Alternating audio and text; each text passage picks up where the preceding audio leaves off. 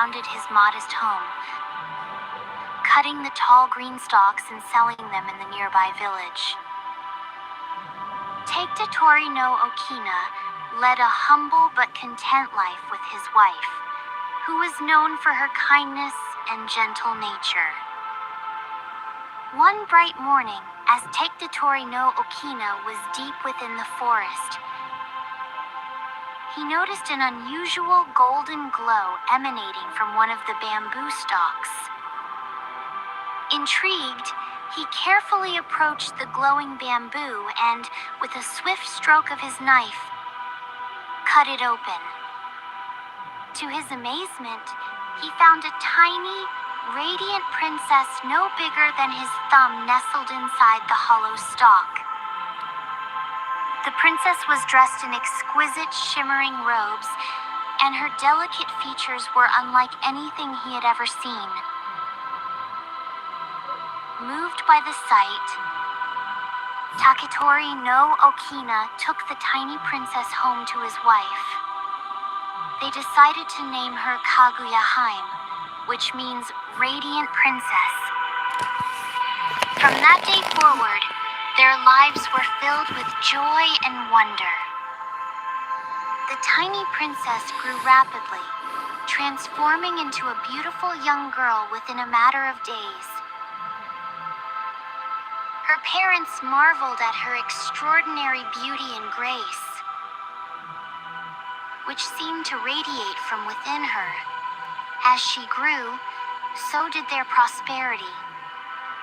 Whenever Takedatori no Okina cut a bamboo stalk, he found gold inside, and their once humble home became a place of wealth and happiness. As the years passed, Kaguya Hime blossomed into a stunning young woman of unparalleled beauty.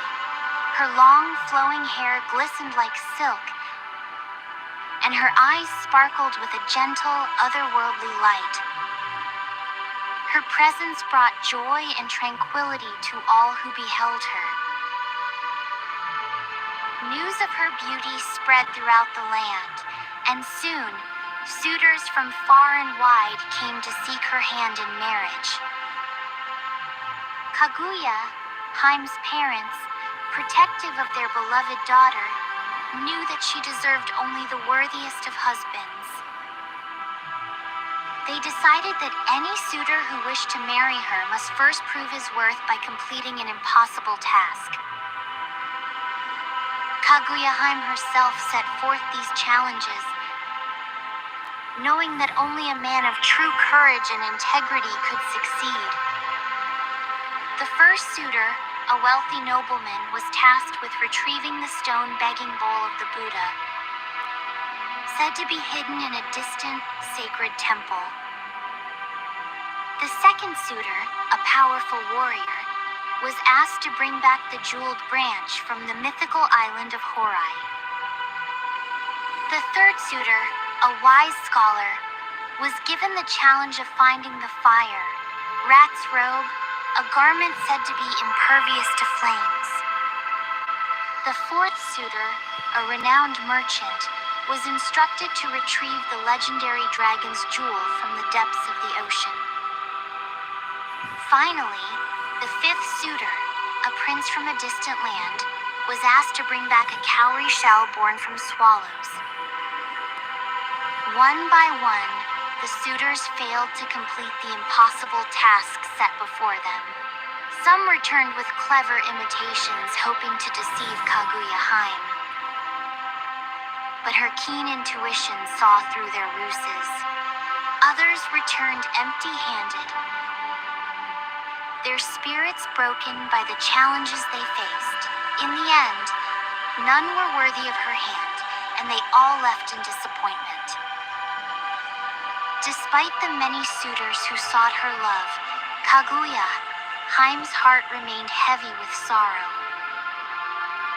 On moonlit nights, she would gaze wistfully at the sky, and tears would fill her eyes. Her parents, deeply concerned for her happiness, tried to comfort her, but she remained silent about the cause of her sadness. One night, during a particularly bright full moon, Kaguya Hime could no longer bear to keep her secret. With a heavy heart, she revealed the truth to her adoptive parents. She was not of this world, but a princess from the Moon Kingdom. Many years ago, she had been sent to Earth as a punishment for a transgression in her celestial home. Her time among humans was coming to an end, and when the next full moon rose, celestial beings would come to take her back to the Moon Kingdom. Her parents were heartbroken by the revelation. They could not bear the thought of losing their beloved daughter who had brought so much joy and prosperity to their lives. But they knew they could not prevent the inevitable. They promised to cherish every remaining moment with her and to support her in any way they could. As the fateful night approached, Taketori no Okina and his wife prepared for Kaguya, Hime's departure, with heavy hearts. They filled their home with laughter and love, creating memories that would last a lifetime. On the night of the full moon, the sky was clear and the air was filled with a sense of anticipation. As the moon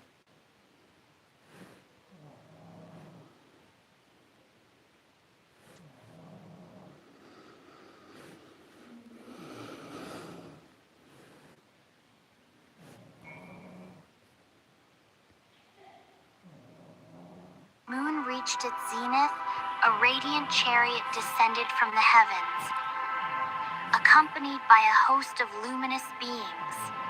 The celestial beings were draped in flowing robes of silver and gold, and their presence illuminated the night with a soft, ethereal glow.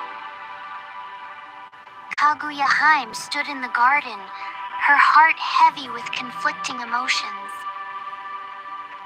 She felt a deep love and gratitude for her earthly parents, who had cared for her and given her a life filled with happiness. But she also knew that her time on Earth had come to an end, and she had to return to her celestial home. With tears in her eyes, Kaguya Hime embraced her parents one last time. She gave them a parting gift, a letter expressing her love and gratitude, and a small vial of the elixir of immortality. As she ascended into the heavens, her parents watched in tears, knowing they would never see her again. Kaguya, Hime's departure left a profound impact on all who had known her. The villagers, who had marveled at her beauty and grace, shared stories of the radiant princess for generations. Her legend grew, becoming a cherished part of their cultural heritage. Taketori no Okina and his wife lived the rest of their lives with the cherished memories of their time with Kaguya Hime. They continued to care for the bamboo groves, now filled with a sense of reverence and wonder. Every year, on the night of the full moon, they would light lanterns in her memory, their glow a reminder of the radiant princess who had graced their lives. As the years passed, the story of Prince Kaguya spread far and wide, reaching distant lands and capturing the hearts of people from all walks of life. Artists and poets found inspiration in her tale, creating beautiful works of art and literature that celebrated her legacy. The story of the bamboo cutter and the radiant princess became one of Japan's most beloved folklore. A timeless reminder of love, loss, and the ephemeral nature of beauty. Thank you for joining us. on this journey through the enchanting tale of Princess Kaguya. Remember to cherish.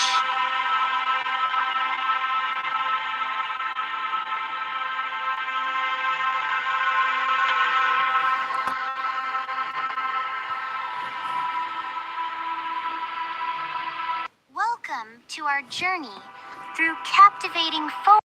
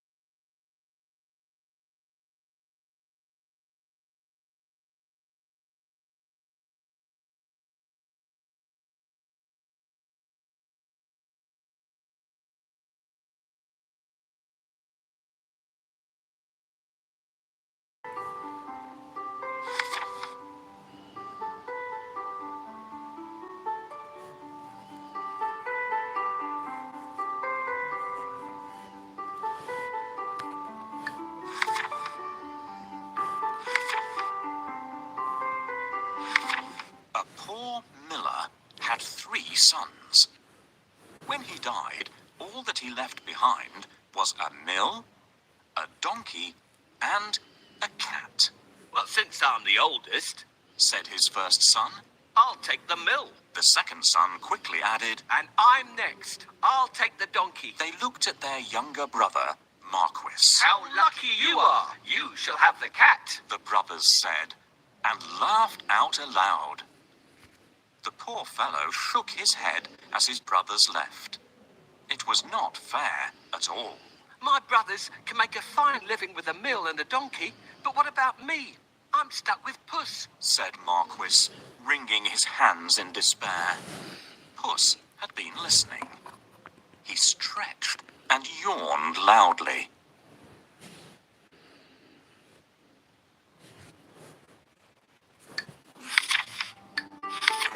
A poor miller had 3 sons.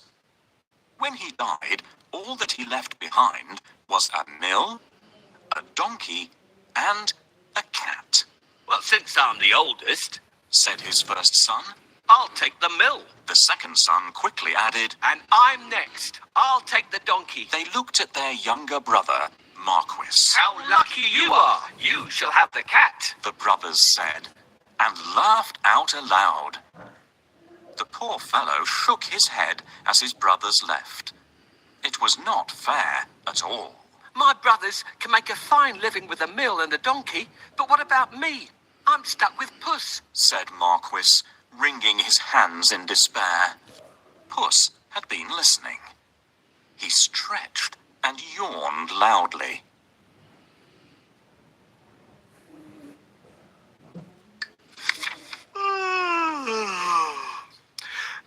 Now, you won't have to worry when I'm around. All I need is a bag and a handsome pair of boots, and I'll be able to take care of us both. Sure you will, thought Marquis. But to be fair, he had seen Puss use many tricks to catch mice and rats. If nothing else, they wouldn't go hungry. Our father left us some property in his will. I can't help thinking that it's been divided unfairly. Do you remember what I got?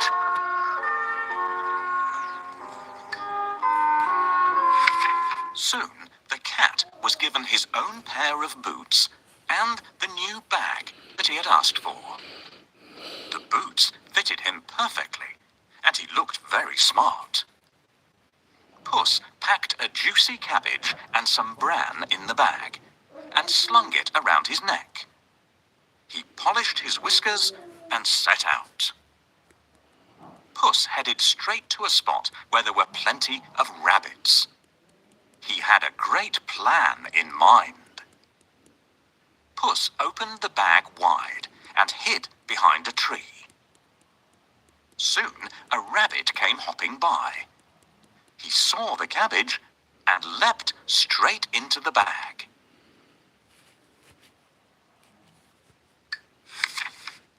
Whoosh! As quick as the wind, Puss grabbed the bag and tied it closed with a piece of string. With the rabbit in his bag, Puss walked straight over to the king's palace. He bowed low and presented him with the rabbit. Your Majesty, Said Puss in Boots in a royal voice. this humble gift comes from my master, Lord Marquis of Carabas. This was a fancy name that Puss had chosen for his master. What a thoughtful gift, Said the king, who loved roasted rabbit. The next time, Puss managed to catch a brace of partridges and took them once again to the king. This is wonderful. Tell your master I'm very pleased. Said the king, who loved partridge stew even more.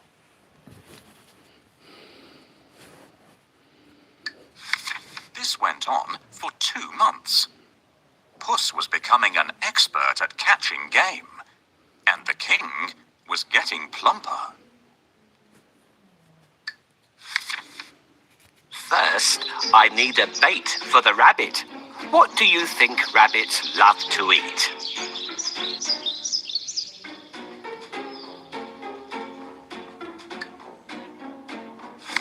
Puss knew a lot of things. He was such a clever cat. For instance, he knew just when and where the king would be out riding in his carriage with his daughter. I think that the Marquis and I should go out for a walk today. Thought Puss one sunny Saturday. Puss took Marquis down to the riverside and spoke to his master. Today could be your lucky day. If things go to plan, you'll make a fortune. Said Puss.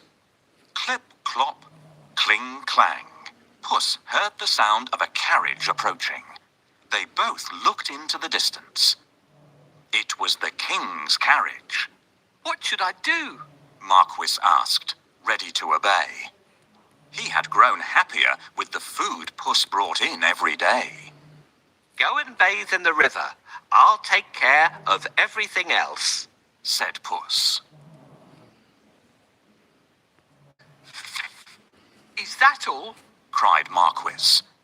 He pulled off his clothes and jumped into the river at once. Splash! Quickly, Puss hid his master's clothes behind a rock. Help! My master is drowning! Somebody save him! Puss wailed. He was trembling from head to foot. The king recognized Puss at once. He remembered all the lovely meals he had enjoyed thanks to the cat. The king jumped out of his carriage. Go and save him, quickly! The king said to his servants. Puss said to the king, Your Majesty, some nasty thieves have stolen my master's clothes. Is that so? Don't worry. I'll find a suit for him. Said the king. He ordered one of his servants to fetch some fine clothes.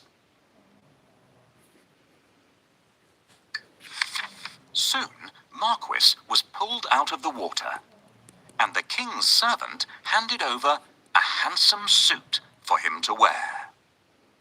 As soon as Marquis put on those clothes, he looked just like a prince.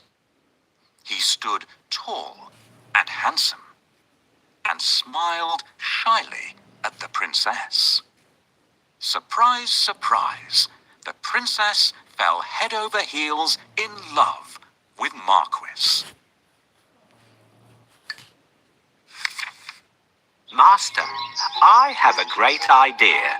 All you need to do is go and bathe in the river. I will take care of the rest. Well, all right. That's easy. While he's bathing, I need to hide his clothes. Can you think of a good place to hide them?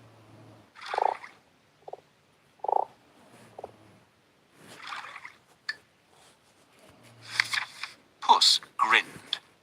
Things were going just as he had planned. But he had more work to do. If you will excuse me, I'll go and make suitable arrangements to receive our king at the castle. Puss said. Marquis was puzzled, because he didn't live in a castle. But he kept quiet. Puss ran ahead and met some men mowing the fields. My good fellows, stop your work and listen. The king is coming this way, and you are all in grave trouble. The only way to save yourselves is to say that these fields belong to the Lord Marquis of Carabas. Puss announced. The mowers looked at Puss in surprise. They were scared. This Lord Marquis must be very powerful, they thought. They agreed to do exactly what the cat said, to save themselves.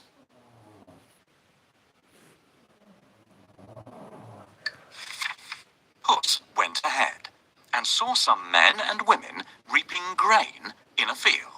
My good fellows, you can reap later, but listen to me now. The king is coming this way, and he'll make mincemeat of you unless you say that these fields belong to the Lord Marquis of Carabas, Puss announced.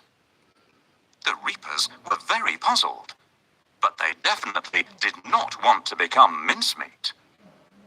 They promised to tell the king that the fields belonged to nobody but Lord Marquis of Carabas. Puss went ahead and warned everybody to tell the king that the land belonged to Lord Marquis.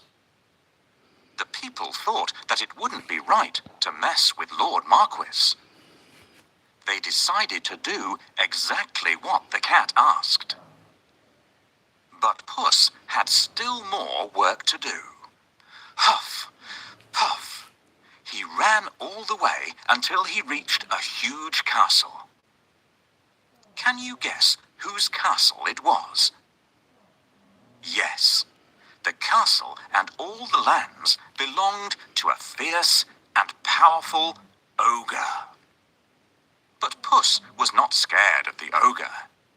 He knocked at the castle door. Blim, blam. 2 guards opened the door.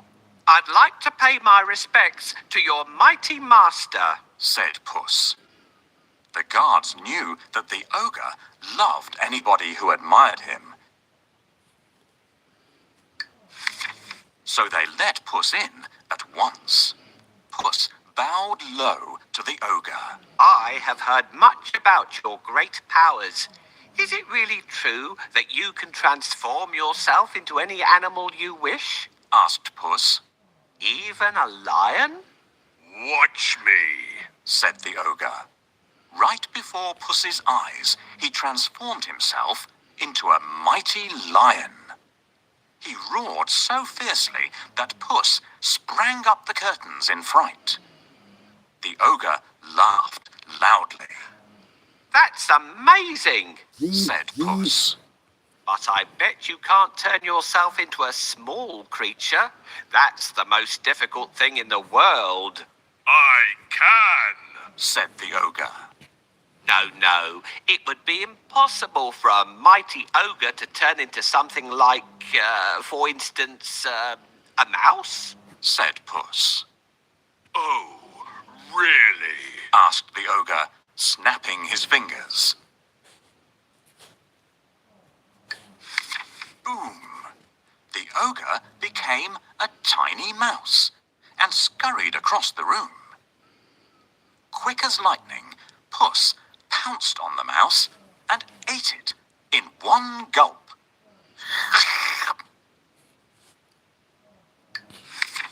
Puss licked his lips. He clapped his hands 3 times and summoned all the people living in the castle. The ogre is no more, Puss announced. Will you accept Lord Marquis of Carabas as your master? He is kind and just, good and generous. The guards, maids, cooks, servants, and everyone else in the castle looked at Puss in surprise. But they nodded at once. They had never really liked the ogre anyway. Puss ordered everyone to prepare a feast for Lord Marquis and his very special guest, the king himself.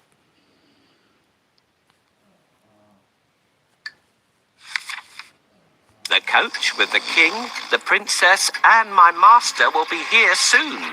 I have to wake up the ogre right away.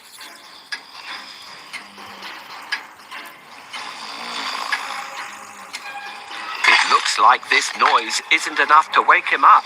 The ogre still sleeps soundly and has terrible ogre dreams. It looks like this noise isn't enough to wake him up. The ogre still sleeps soundly and has terrible ogre dreams. Meanwhile, the king travelled through the countryside, speaking to the people. He was very surprised to learn that almost all the land around him belonged to the young man by his side. When the king's coach finally reached the castle, Puss ran out to welcome them. Welcome to our humble abode, Puss said to the king. The king gulped. The castle was bigger and even more stunning than his own.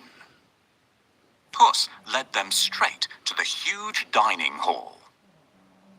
The table groaned with the weight of roast chicken, rabbit stew, mince pies, smoked duck, and hundreds of other dishes. The king was in seventh heaven. After eating the great feast and sipping the finest wine he had ever tasted, the king said, My dear Lord Marquis, I'd be delighted if you would marry my only daughter. Marquis smiled at the princess. I will if the princess wishes to live with me, said Marquis shyly. The princess was so happy that she wanted to dance all around the castle. She blushed in delight and nodded. They married and lived happily ever after. And so did Puss, because loyal Marquis made him a lord of the castle. Puss enjoyed great feasts every day, and did not go after rats or mice any more, except now and then, when he wanted some fun.